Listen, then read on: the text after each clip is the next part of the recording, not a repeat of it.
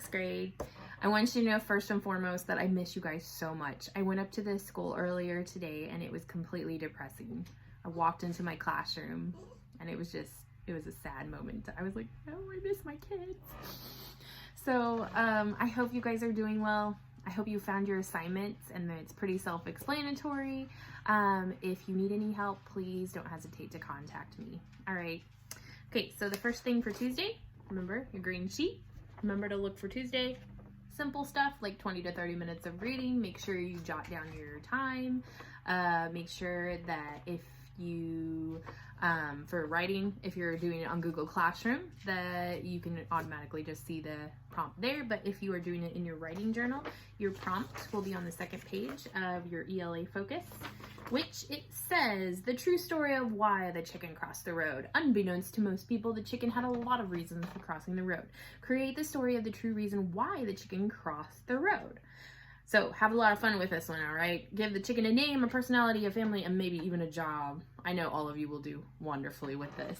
Okay, it's a lot of fun, so I can't wait to read them. So the other thing is your reading assignment, which is poetry again. Now this one is maybe a little bit more challenging than yesterday's, just a little bit, not too much though. So it is the Stereo Hearts and a Red Red Rose. You're going to be comparing two of these, but I promise you this isn't as hard as it looks. All right. So I'm going to go over this in a little bit more detail than I did the reading and the writing. All right.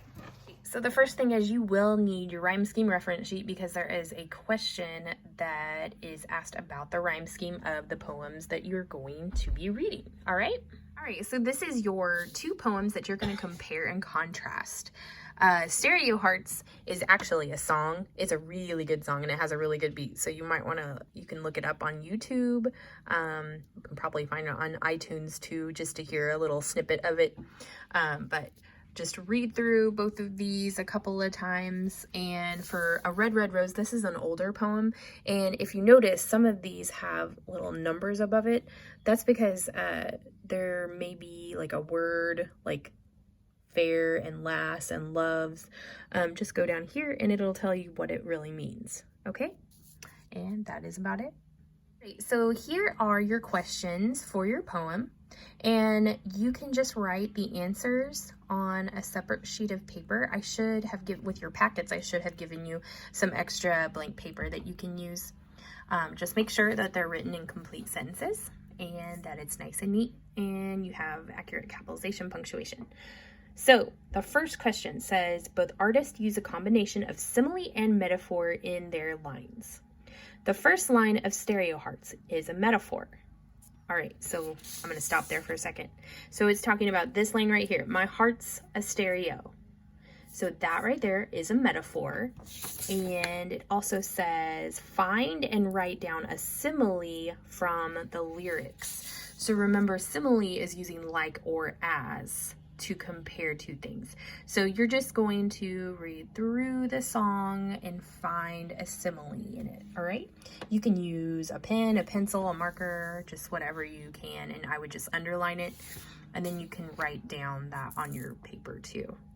Right, the next thing says, the first line of a Red Red Rose is a simile. Find and write down a metaphor from the poem. So this one right here, oh my love's like a red, red rose, that is a simile. So now you have to find a metaphor being used in the poem. Okay, it's just like it is in the other one. It's basically going to be directly stated. It might say, you know, life is a roller coaster. It might have is, it might have was. It's just directly stated, all right? Number 2 says, both artists use exaggeration to emphasize the intensity of their love. Cite an example of this from each piece. So this is kind of like hyperboles, basically, when you're using exaggeration. So all you have to do is, you know, go back to your poem and look through all the lyrics of the song and look through all the words from the poem of A Red Red Rose and just see what lines from it or examples from it that seem like exaggerations. That one's pretty easy. closely examine the rhyme scheme of each piece and explain any patterns you find. What's interesting about the writer's rhyme scheme choices. So this part, I would go to your rhyme scheme reference sheet and I would make sure I completely understand what rhyme scheme is first before going into it. But as you can see, I'm going to use this one for example. Okay, so alike and strike, those two words rhyme, so that is a rhyme scheme, A and A. And here and near are, they sound alike too, so they rhyme, so that's another one. If all of these words at the end of the sentence rhymes, then it would be A, but it's not. This is all a little different, so it's opposites, A, B. And then you go down to this next stanza, and you have a completely different rhyme set too. It's a lot like this, but they're different.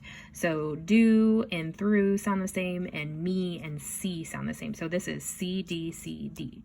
So I hope that kind of explains rhyme scheme a little bit more, but I was like, just look through this page just to make sure you kind of understand this. All right. Okay. Number 4 says, which two lines from the Burns poem most closely echo the theme of the Gym Class Hero song?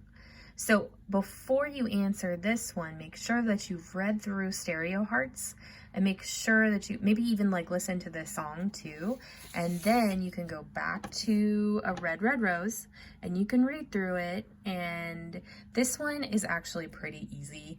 If you've read through this or if you've heard the song, then the two lines pretty much pop out at you whenever you read through this. So it's pretty easy. Okay, fun, it's a little dramatic. In the final stanza of the Burns poem, we discover that the lovers are soon to be parted. Oh no! What effect, if any, do you suppose this impending separation is having on the couple's love? What do you think might be causing the separation?